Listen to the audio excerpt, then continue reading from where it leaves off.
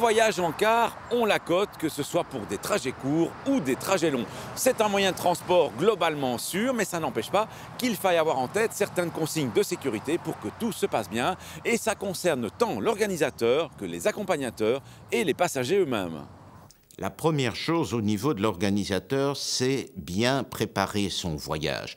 Ça veut dire de prévoir tous les éléments à prendre en considération, comme l'heure de chargement, insister auprès des participants et s'il s'agit d'enfants auprès des parents sur la nécessité d'être là bien à l'heure.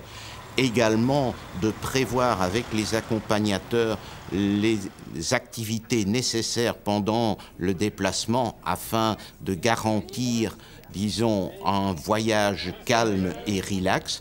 Et surtout d'insister auprès des participants, et à nouveau, si on parle d'enfants, sur les éléments essentiels tels que le port de la ceinture de sécurité. Il y a également d'autres éléments, disons, particulièrement importants, comme le fait de ne pas laisser traîner de bagages à main dans les couloirs afin de faciliter l'évacuation du véhicule si cela s'avère nécessaire en cas d'urgence. On peut ajouter aussi un respect des horaires pendant le voyage. Il est important de respecter les horaires parce que les conducteurs sont soumis à des règles particulièrement importantes et particulièrement strictes en matière de temps de conduite et de repos.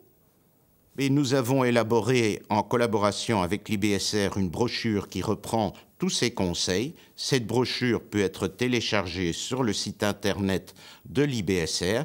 Et également, nous avons élaboré un site spécialement dédié à ce sujet, voyagescolaires-sécurité.org. Du côté de la police, on organise aussi régulièrement des contrôles pour les aspects qui concernent plus particulièrement les conducteurs, les passagers et aussi leurs bagages. On distingue deux types de transports, les lignes et les transports occasionnels. Les lignes, ce sont les grands... c'est comme un bus tech à quelque part, mais à l'échelle du pays ou à l'échelle européenne. Et puis on a les transports, ce qu'on appelle occasionnels. Ça, ce sont les excursions d'un jour ou de plusieurs jours à travers l'Europe. Alors qu'est-ce qu'on contrôle? Ce sont tous les documents de transport, c'est tout ce qui est tachygraphie, donc les temps de repos et les temps de conduite. Ici, on a la douane en plus sur le contrôle. Qu'est-ce qu'ils font en plus? Voilà, donc en fait, avec la douane, on va s'attacher plus à contrôler justement les lignes.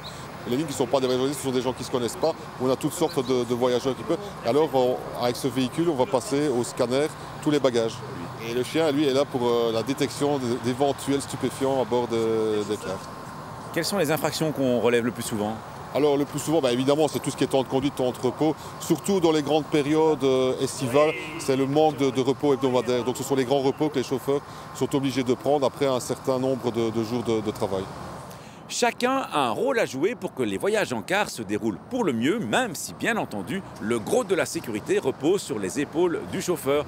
Quoi qu'il en soit, dès le début, l'organisateur du voyage peut utiliser la brochure dont on a parlé précédemment afin de faire prendre un bon départ à son voyage.